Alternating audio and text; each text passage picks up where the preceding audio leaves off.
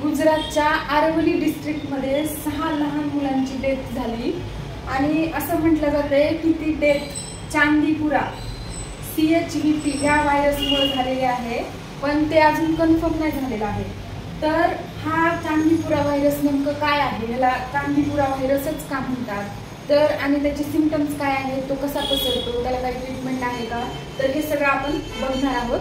तर व्हिडिओ शेवटपर्यंत नक्की बघा। तर सगळ्यात पहिल्यांदा ह्याला चांदीपुरा नाव का पडलं, कारण की हा जो चांदीपुरा व्हायरस आहे तो सगळ्यात पहिल्यांदा महाराष्ट्राच्या चांदीपूर गावामध्ये डिटेक्ट झाला होता। म्हणजे त्याची पहिली केस महाराष्ट्राच्या चांदीपूर गावामध्ये सापडली होती 1965 मध्ये, म्हणून त्याला चांदीपुरा व्हायरस हे नाव पडलेलं आहे। आता चांदीपुरा व्हायरस हा जो व्हायरस आहे तो एक RNA व्हायरस आहे रॅप्डोव्हायरिडे फॅमिलीचा। त्याच्यानंतर नेमकं ह्याच्यामुळे डेथ का होते, तर हा जो व्हायरस आहे तो ह्याचं जे इन्फेक्शन आहे ते डायरेक्ट ब्रेनमध्ये होतं आणि त्याच्यामुळे ॲक्यूट इन्सेफेलायटिस म्हणजेच आपला जो मेंदू आहे, ब्रेन आहे, त्याचं इन्फ्लामेशन होतं, तिथं इन्फेक्शन होतं आणि त्याच्यामुळं त्या म्हणजे ज्याला कुणाला तो व्हायरसचं इन्फेक्शन झालेलं आहे त्याची डेथ होते। तर हा जो चांदीपुरा व्हायरस आहे तो मोस्ट ऑफ द म्हणजे 9 ते 14 महिन्याचे जे चिल्ड्रन्स आहेत, जे लहान बाळ आहेत 9 ते 14 महिन्याचे, त्यांनाच अफेक्ट करतो। त्याच्यामुळेच एक 6 मुलांची डेथ झालेली आहे। त्याच्यानंतर ह्याचे सिम्पटम्स, ह्याची लक्षणं काय काय असू शकतात, तर फीवर, हाय ग्रेड फीवर म्हणजे अचानक खूप जास्त ताप येते त्या लहान बाळाला, त्याच्यानंतर खूप जास्त डोकेदुखी, त्याच्यानंतर वॉमिटिंग होते, त्याच्यानंतर कन्व्हल्जन्स म्हणजे की फिट येणं किंवा सीझर्स आपण म्हणत नाही का तसं होतं आणि कोमामध्ये पण जाऊ शकतं आणि त्याच्यानंतर डेथ होते। तशीच म्हणजे डायरेक्ट मेंदूला इन्फेक्शन झाल्यामुळे ह्याच्यात डेथ होण्याचे चान्सेस खूप जास्त आहेत। त्याच्यानंतर हा कसा पसरतो, ह्याची पॅथोफिजिओलॉजी काय, ह्याचा स्प्रेड नेमकं कसा होतो बघा।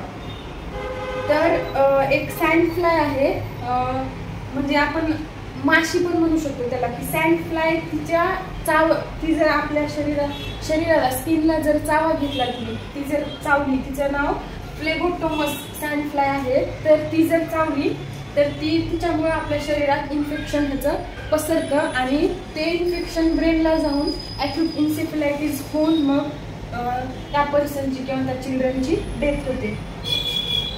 तर त्याच्यानंतर ह्याच्यासाठी कुठली ट्रीटमेंट आहे का, तर ह्या चांदीपुरा व्हायरससाठी कुठलीच एक स्पेसिफिक ट्रीटमेंट नाही आहे, पण त्याला आपण मॅनेज करू शकतो सिम्पटम्सनुसार। जसं की फीवर असेल तर फीवरच्या मेडिसिन आपण प्रिस्क्राईब केल्या, हेडॅकच्या मेडिसिन प्रिस्क्राईब केल्या, वॉमिटिंग होत असेल तर वॉमिटिंगच्या मेडिसिन आपण जर प्रिस्क्राईब केल्या, तर तसं आपण फक्त मॅनेज करू शकतो। आता आपण हा जो चांदीपुरा व्हायरस आहे तर त्याच्यापासून वाचवण्यासाठी किंवा म्हणजे ते पसरू नये म्हणून आपण कोणती काळजी घेऊ शकतो, कोणकोणते प्रिव्हेंटिव्ह मेजर्स आपण करू शकतो किंवा प्रतिबंधात्मक उपाय आपण करू शकतो। तर आपण इन्सेक्ट रिपेलंट्स जे असतात बघा ते आपण यूज करू शकतो।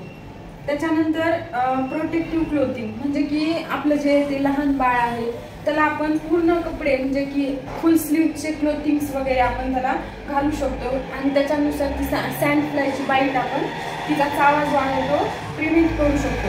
त्याच्यानंतर एन्व्हायरमेंटल कंट्रोल म्हणजे की जर आपल्या घरातलं किंवा आजूबाजूचं वातावरण आपण स्वच्छ ठेवू शकतो, घर स्वच्छ ठेवू शकतो की ज्याच्यामुळं त्या माशा किंवा तिची सँड फ्लाय आहे ती तिथं होणारच नाही। त्याच्यानंतर आपण आजूबाजूच्या लोकांना पब्लिक हेल्थ अवेअरनेस म्हणजे की जिथं ह्या व्हायरसचे पेशंट्स सापडले आहेत तिथं आपण तिथल्या लोकांना अवेअर करू शकतो, त्यांना ह्या चांदीपुरा व्हायरसचा धोका म्हणजे हा किती घातक आहे त्याच्याबद्दल आपण पूर्ण एज्युकेट करू शकतो, त्या लोकांना सांगू शकतो आणि त्याच्यासाठी तुम्ही काय काय करू शकता हे पण आपण त्यांना सांगू शकतो। ह्या CHVP म्हणजे चांदीपुरा व्हायरसचा धोका आपण टाळू शकतो।